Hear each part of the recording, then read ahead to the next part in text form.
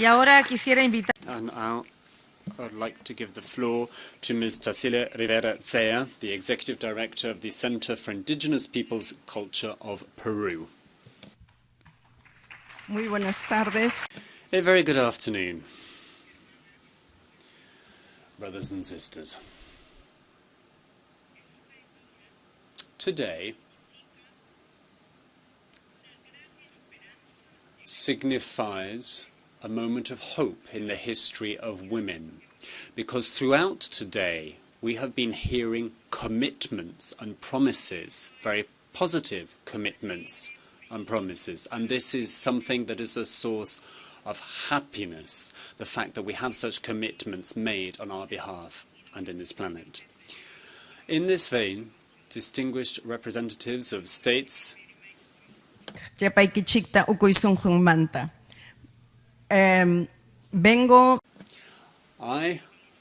come from the Inca civilization of South America, and for that reason I wanted to address a few words of greeting to you, as I've just done, in the indigenous language of my people. It's a great honor for me to have this opportunity to share with you all a message about progress and commitments within the context of this celebration of the achievements of the Beijing Declaration and Platform for Action over the last 20 years.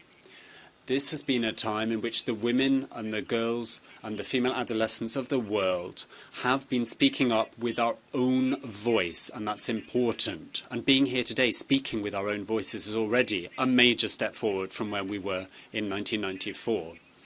We, the women together, working in partnership, have added our efforts that have been made by the United Nations, with its various bodies such as UN Women and its units. But we have also been joining with them at the grassroots level, suggesting our own proposals for how we can move towards equality and, on the flip side, the eradication of the inequalities and discrimination that have been inherent in states, and which states have been seeking to address by pro-women policy and mechanisms. This is a historic moment for the partnership and alliance between the nations of the world and civil society can be further strengthened, that we can listen one to another and seek together to implement the commitments that are still not yet fulfilled within the Beijing Platform and Declaration of Action, and so there is still much to be done.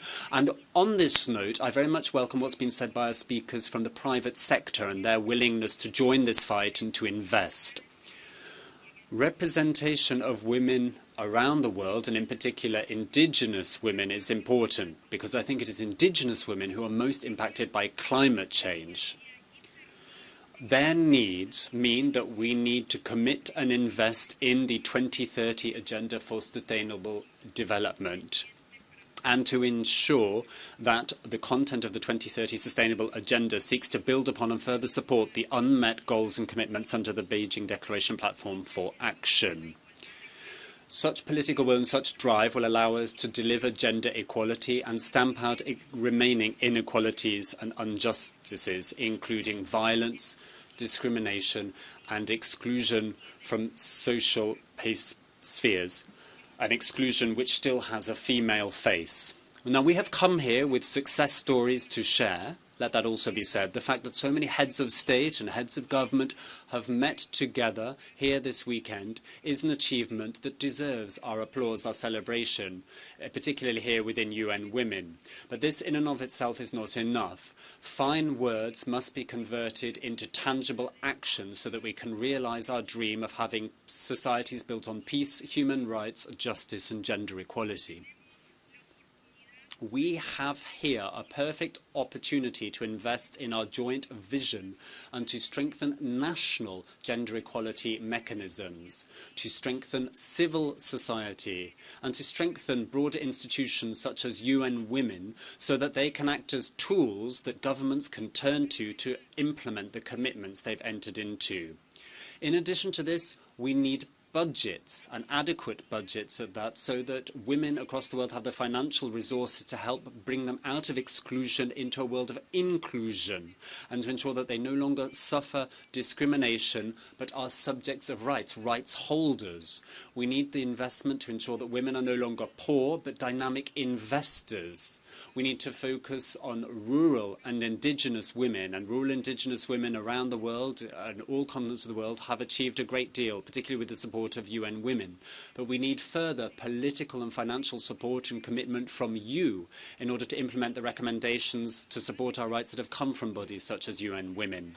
We also need to ensure that global commitments to justice and equality are a reality in all areas, in all communities, in all homes. Let's walk the path together towards 2030. Let's travel that path with dialogue and with joint action.